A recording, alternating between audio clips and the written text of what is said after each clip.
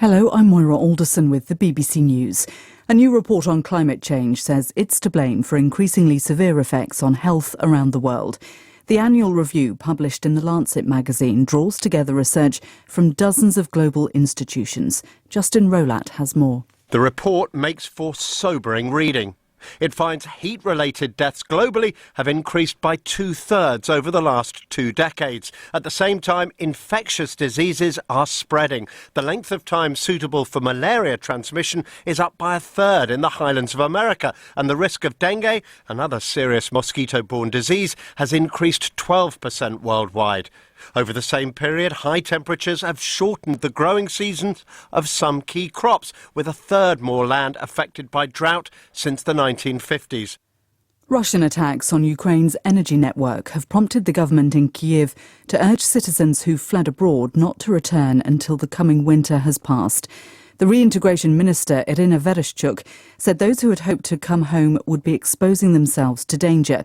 Hugo Beshega reports from Kyiv. The appeal by Government Minister Irina Vereshchuk to Ukrainians outside the country gives an indication of how harsh the next months are likely to be. Officials say 1/3 of the energy infrastructure has been destroyed after a series of Russian missile and drone attacks. Repairing the damage will take time and be costly. Addressing a conference earlier on Ukrainian reconstruction, President Zelensky said the help to rebuild the country was needed not tomorrow, but now. Yet, he said, Kyiv had not received a single cent towards a fast recovery plan.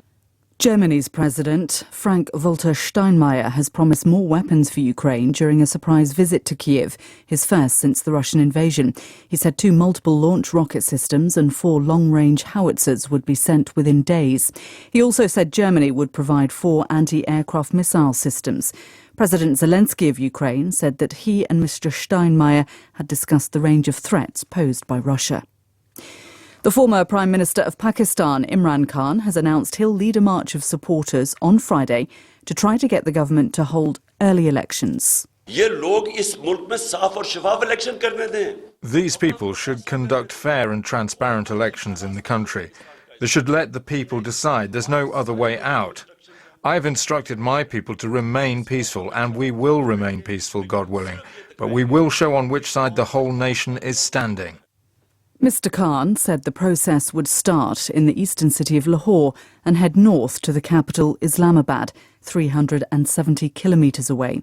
The government says elections will be held in October or November of next year, as scheduled. This is Moira Alderson with the latest world news from the BBC.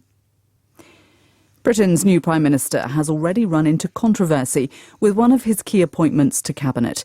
Suella Braverman had resigned as Home Secretary last week after admitting she sent out an email which broke ministerial rules on security. However, Rishi Sunak has now given the job back to her, prompting the Labour opposition to say he put his party before the country. Mr. Sunak also surprised many by retaining other senior figures from his predecessor's administration. Tens of thousands of protesters in Sudan have held a day of demonstrations to mark the first anniversary of a military takeover. The biggest rally was in the capital, Khartoum. The security forces used tear gas and stun grenades to prevent people reaching the presidential palace. Veteran protester Momen Ahmed said the violence would not put people off. A lot of people dead in hospitals, there are people shot by government. We don't care, we just need our rights. We need a good country, we need peace, we need justice. For our children, for our sons, is what we need. There have been frequent rallies since the army halted a transition to democracy last October. Hundreds of protesters in the Iraqi capital Baghdad have marked the 3rd anniversary of anti-government demonstrations that shook that country. Some people waved flags and others held photos of relatives killed in the 2019 protests, in which more than 500 people died. More were unarmed demonstrators killed by the Iraqi security forces and unidentified gunmen. Shares in one of the biggest US tech firms, Alphabet, have fallen after its quarterly figures disappointed Wall Street. Overall, the company, which owns Google and YouTube, earned $69 billion.